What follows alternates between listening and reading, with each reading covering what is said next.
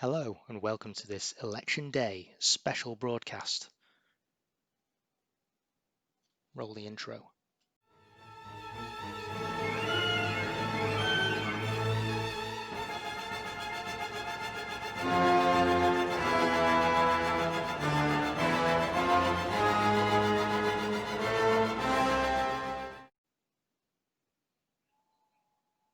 Okay, maybe I've made that a little bit too intense. Here at Expand, we aim to give you the best election coverage, complete with deep analytical insight and hosted by experts with years of experience in the field of politics. Unfortunately, David Dimbleby wouldn't come out of retirement for this, so you're stuck with me, a 30-year-old Englishman who's never set foot in America. Don't worry though, I've,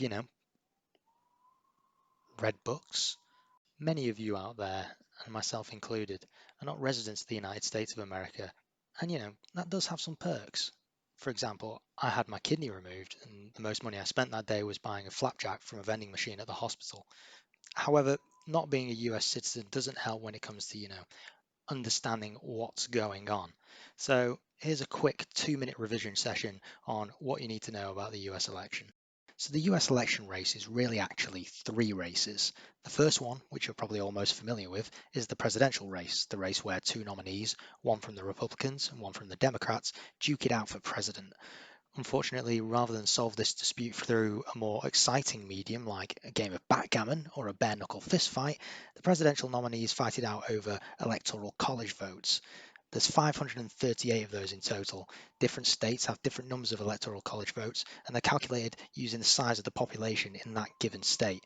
So California is very big, and therefore it's worth 55 electoral college votes, whereas Vermont is only worth 3 because unfortunately bears can't vote.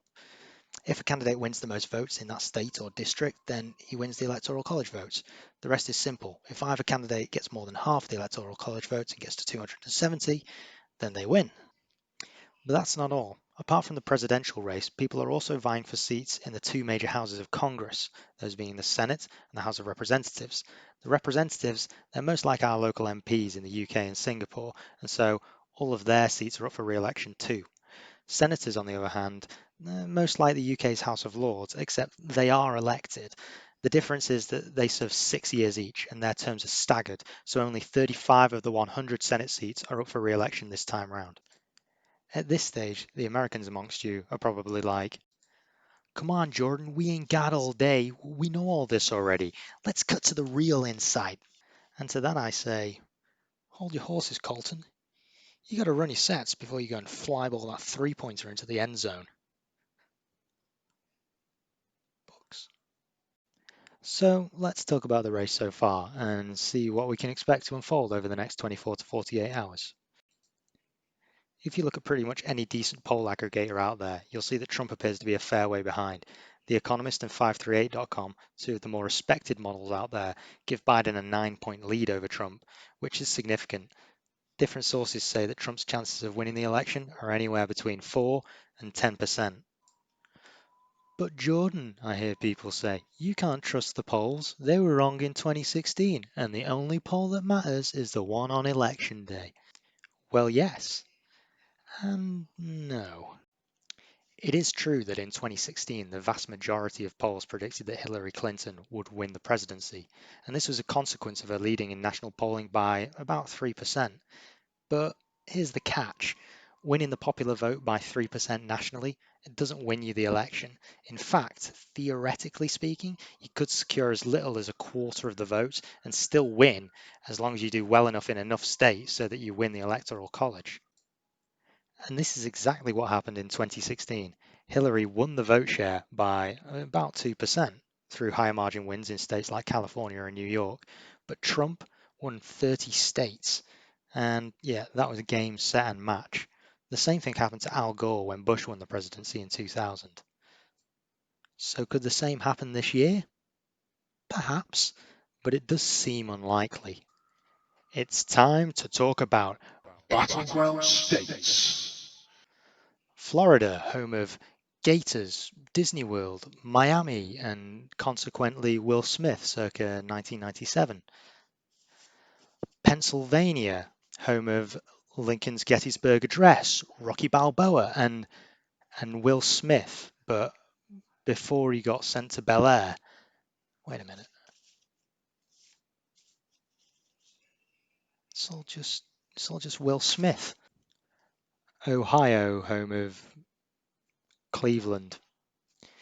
Anyway, what do all these states have in common? Well, this year, these are likely going to be the bellwether states. That is, they could go red or blue. It's difficult to say. The race in these states is very close. It's also close in North Carolina, a state which has historically voted Republican 11 out of the last 13 elections.